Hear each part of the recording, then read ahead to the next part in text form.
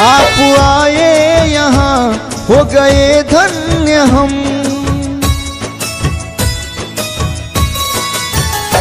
आप आए यहाँ हो गए धन्य हम। आप आए यहाँ हो गए धन्य हम। स्वागतम स्वागतम स्वागतम स्वागतम स्वागतम स्वागतम स्वागतम स्वागतम।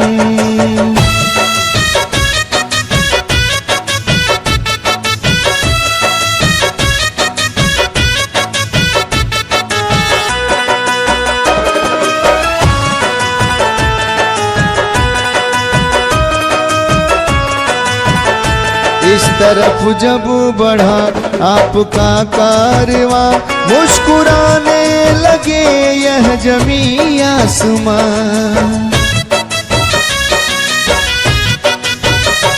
इस तरफ जब बढ़ा आपका कारवां, मुस्कुराने लगे यह जमी आसमां। था ये कि आप हम पे करेंगे करम, था ये कि आप हम पे करेंगे करम। स्वागतम स्वागतम स्वागतम स्वागतम स्वागतम स्वागतम स्वागतम स्वागतम।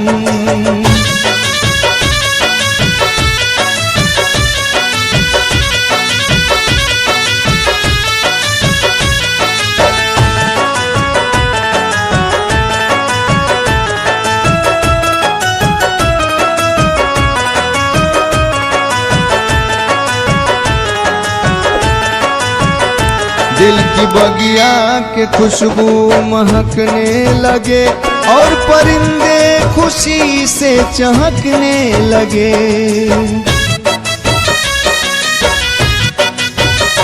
दिल की बगिया के खुशबू महकने लगे और परिंदे खुशी से चहकने लगे।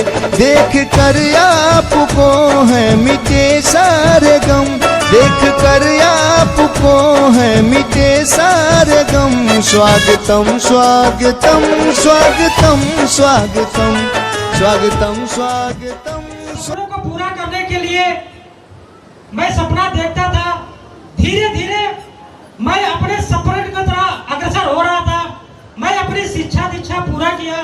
पूरा करने के बाद मुझे लगता था कि मैं बहुत जब पढ़ लिख लूंगा तो एक अच्छी खासी नौकरी मिलेगी। लेकिन जब मैंने पढ़ाई कर लिया, पढ़ाई करने के बाद मेरा कैंपस सिलेक्शन हुआ। कैंपस सिलेक्शन के बाद जब मुझसे पूछा गया है, जब मैंने पूछा कि मेरी सैलरी क्या मिलेगी, उन्होंने बताया 10,000 रुपये।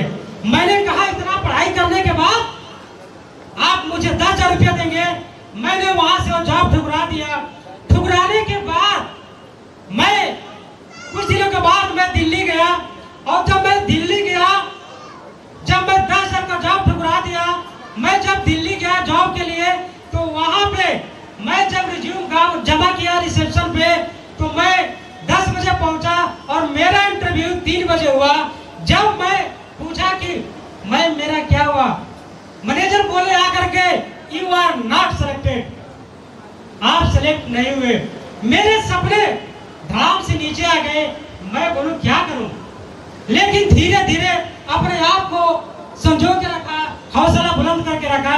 धीरे धीरे मैं एक कंपनी में गया, दूसरे कंपनी में गया, तीसरे कंपनी में गया। धीरे धीरे मैं सिप्ला कंपनी में पहुंच गया। सिप्ला कंपनी के बाद मैं सीनियर एग्जीक्यूटिव हुआ, वहां पे असिस्टेंट मैनेजर बना, मैं मैनेजर बना। लेकिन जब वहां मैं जिंदगी जी नहीं रहा था, मैं जिंदगी काट रहा था किसी तरह। एक प्लेटफॉर्म के तलाश में था कि ऐसा प्लेटफॉर्म मिल जाए कि करना कुछ भी न पड़े लेकिन पैसा बहुत आए। खैर ऐसा होता नहीं है, कहीं ना कहीं काम करना पड़ता है। लेकिन उसी प्रकार जब मैं घर आया था, एक हमारे शुभचिंतक हमारे प्रवीण सर से मुलाकात होती है। उन्होंने मुझे इस बिजनेस के बारे में जानकारी देते हैं, बताते हैं। और जब मुझसे पूछते हैं ये प्लान कैसा लगा, बढ़िया बहुत बढ़िया, मैंने कहा कुछ समझ में नहीं आया।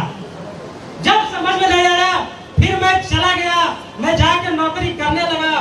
जब नौकरी करते करते एक दिन मुझे रियलाइज हुआ कि आखिर मैं जब नौकरी करूंगा तो पैसे मिलेंगे, नहीं करूंगा तो नहीं मिलेंगे।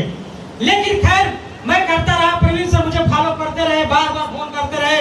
लेकिन जब गुस्से से एक दिन बोले आप प्राइवेट नौकरी मैनेजर हो, आपको इतना गुरूर है, तो जो सरकारी नौकरी छोड़ करके जो सीनियर इंजीनियर मेट्रो में थे वो छोड़ के काम कर रहे हैं, तो आप किस खेत की मूली हो।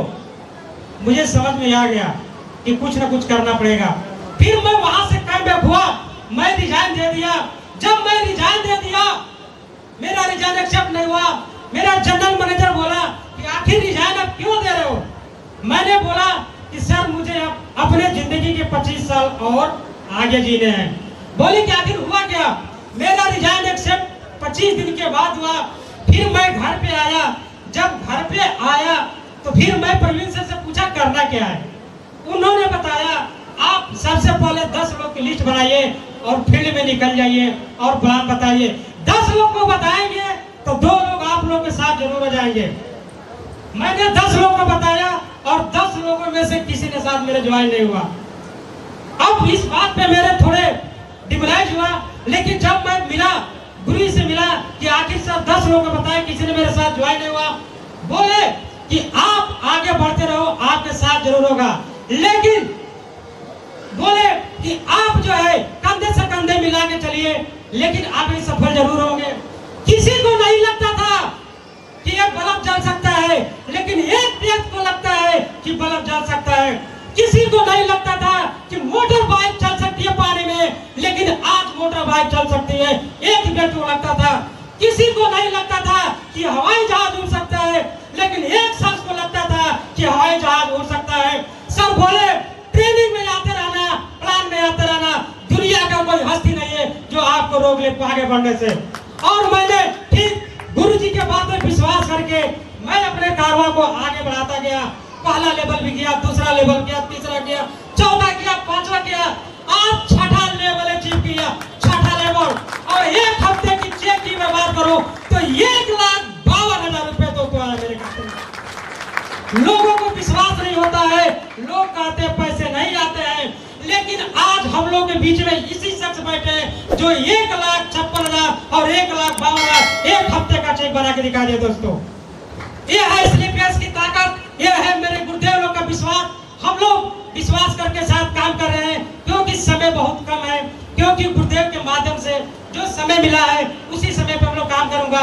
लेकिन मैं जाते हुए एक बात जरूर कहूंगा कि अभी जिंदगी की असली उड़ान अभी बाकी है। जिंदगी की असली उड़ान अभी बाकी है। जिंदगी के कई इम्तिहान अभी बाकी है। अभी तो नापी है मुट्ठी भर जमीन हमने, अभी तो पूरा आसमान बाकी है।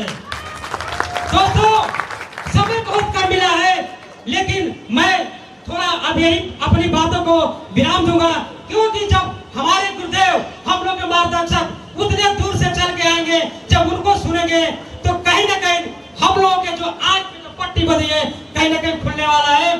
तो मैं अपने वाणी को यही विराम करता हूँ। Wish you all the best. आप लोगों का फिर से मैं दिल से धन्यवाद करता हूँ।